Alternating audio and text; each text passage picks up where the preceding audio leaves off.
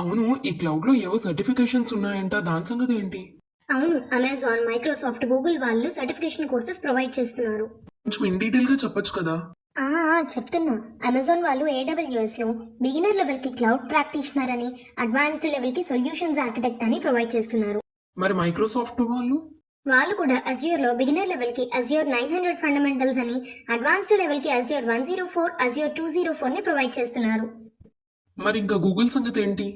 జీసీపీలో beginner level కి cloud digital leader అని, ఇంకా అడ్వాన్స్డ్ లెవెల్ కి అసోసియేట్ ఇంజనీర్ అని ప్రొవైడ్ చేస్తున్నారు.